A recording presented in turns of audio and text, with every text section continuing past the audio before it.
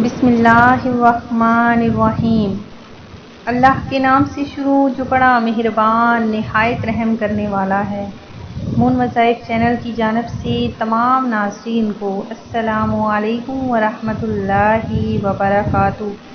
میں اپنا چینل مون مذاہب کی جانب سے آپ کے لیے آج ایک اور بہت ہی پیارا بہت ہی خاص وظیفہ لے کر حاضر ہوئی ہوں۔ حضرت علامہ مجدد دین فیروز آبادی رحمۃ اللہ علیہ سے منقول ہے کہ جب کسی مجلس میں یعنی لوگوں میں بیٹھو اور کہو بسم اللہ الرحمن الرحیم وصلی اللہ علی محمد، تو اللہ پاک تم پر ایک فرشتہ مقرر فرما دے گا جو تم کو غیبت سے باز رکھے گا۔ اور جب مجلس سے اٹھو تو کہو بسم اللہ الرحمن الرحیم وصلی اللہ علی محمد، تو فرشتہ لوگوں کو تمہاری غیبت کرنے سے باز رکھے گا۔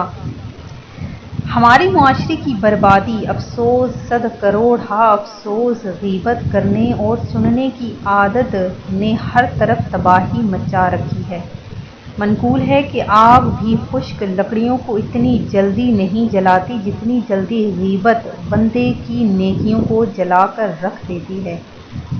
غیبت کی تباہ کاریوں میں سے یہ بھی ہے کہ اس کی وجہ سے نیکیاں ضائع ہو جاتی ہیں، جیسا کہ اللہ پاک کی عطا سے غیب کی خبریں دینے والے پیارے پیارے آقا صلی اللہ علیہ وآلہ وسلم نے ارشاد فرمایا کہ بے شک قیامت کے روز انسان کے پاس اس کا کھلا ہوا نامہ اعمال لایا جائے گا اور وہ کہے گا میں نے جو فلاں فلاں نیکیاں کی تھی وہ کہاں گئیں؟ کہا جائے گا تو نے جو غیبتیں کی تھی اس وجہ سے مٹا دی گئیں۔ بروز قیامت ایک ایک لفظ کا حساب ہوگا۔ غور کیجئے کہ اس فانی دنیا میں عمر عزیز کے 4 دن گزارنے کے بعد ہمیں اندھیری قبر میں اتار دیا جائے گا اور پھر اس کی وحشت امیز تنہائیوں میں نہ جانے کتنا عرصہ ہمارا قیام ہوگا۔ پھر جب عرصہ محشر میں حساب و کتاب کے لیے حاضری ہوگی تو اپنا ہر عمل اپنے نامہ اعمال میں لکھا ہوا دکھائی دے گا۔ اللہ قدیر کی خفیہ تدبیر ہمارے بارے میں کیا ہے کچھ معلوم نہیں۔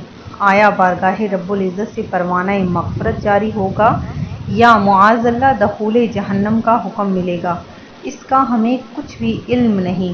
تو ناظرین، اس جو بھی ہمیں چھوٹی سی زندگی ملی ہے اس میں زیادہ سے زیادہ عبادت و ریاضت کر لیجئے اور دوسروں کی غیبت کرنے سے پرہیز کر لیجئے، کیونکہ اگر آپ 100 برس کی نفلی عبادت کرتے ہیں اور ایک غیبت کر لیتے ہیں تو آپ کی وہ 100 فرض کی نفلی عبادت ضائع ہو جائے گی، اور اس عبادت کے مقابلے میں صرف ایک بار کی یہ غیبت زیادہ خطرناک ہے۔ تو ناظرین، سچی دل سے توبہ کر لیجئے کہ آئندہ کے بعد ہم کسی کی بھی غیبت نہیں کریں گے۔ آج جو ہم آپ لوگوں کے لیے وظیفہ لے کر حاضر ہوئے ہیں بہت ہی پیارا چھوٹا سا آسان سا عمل ہے کہ اللہ تبارک و تعالی ہم سب کو اس غیبت جیسی ناپاک گناہ سے بچائے اور ہمیں زیادہ سے زیادہ اپنی عبادت و ریاضت میں دل لگانے کی توفیق عطا فرمائے۔ ہمارا وظیفہ سننے سے قبل میری تمام نئے آنے والے ویورز سے گزارش ہے جنہوں نے ابھی ہمارا چینل جوائن کیا ہے وہ اسے سبسکرائب کرتے ہوئے ساتھ ہی ساتھ بیل آئیکن کا بٹن بھی پریس کر لیں تاکہ ہر نیا آنے والا وظیفہ سب سے پہلے آپ تک پہنچ جائے۔